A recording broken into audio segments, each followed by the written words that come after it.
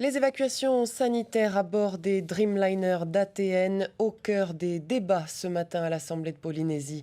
Lana Tetuanui a demandé une entorse au règlement intérieur pour pouvoir prendre la parole lors de la séance des questions orales. Elle interpelle le pays sur l'impossibilité d'embarquer une civière à bord des nouveaux appareils de la compagnie aérienne Air Tahiti Nui.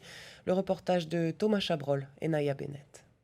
C'est une question que la parlementaire souhaitait absolument poser au gouvernement avant de repartir ce soir en métropole. Les Boeing Dreamliner d'ATN ne peuvent pas embarquer de civière entre la métropole et la Polynésie. Les appareils ne possèdent pas encore la certification de l'aviation civile européenne pour le transport de civières avec de grandes quantités d'oxygène. Qu'est-ce qu'on a fait? A-t-on omis de faire ça? Si on ne peut plus faire avec nos nouveaux appareils, et pour y être à conventionnement, il y a Air France, il y a French Bee, mais on ne peut pas rester comme ça et attendre. Très sensible au sujet des évacuations sanitaires, la parlementaire tire la sonnette d'alarme. J'ai été interpellée à Paris pas plus tard que la semaine dernière, puisqu'il y avait quand même des membres de la famille d'un malade hospitalisé et vacciné à Paris qui ont voulu ramener leur père, leur frère, ici en Polynésie, parce que les médecins leur ont dit tout simplement qu'ils vivaient ces derniers jours. Et là, on découvrait que nos nouveaux appareils ne pouvaient pas transporter les malades en civière. Le ministre de la Santé reconnaît que le transport de matériel médicalisé a été mal anticipé lors de la transition entre les anciens appareils Airbus et les Dreamliners de Boeing.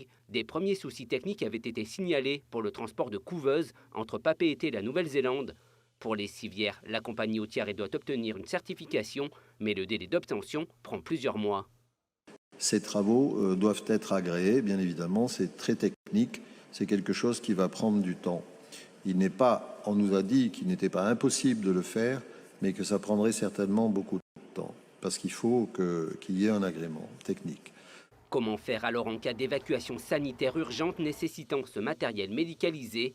La CPS doit-elle passer une convention avec une autre compagnie aérienne? Les moyens des forces armées peuvent-ils être utilisés? Le président du groupe Tavini souhaite que l'Assemblée se penche rapidement sur la question. Je souhaiterais plutôt qu'une mission de l'Assemblée de Polynésie puisse être mise en œuvre pour essayer d'étudier comment on pourrait pallier à ce genre de problème et ainsi apporter une réponse qui soit une solution pragmatique. Sur les 5 dernières années, 70% des transferts de malades ont été réalisés vers la métropole, contre 30% vers la Nouvelle-Zélande.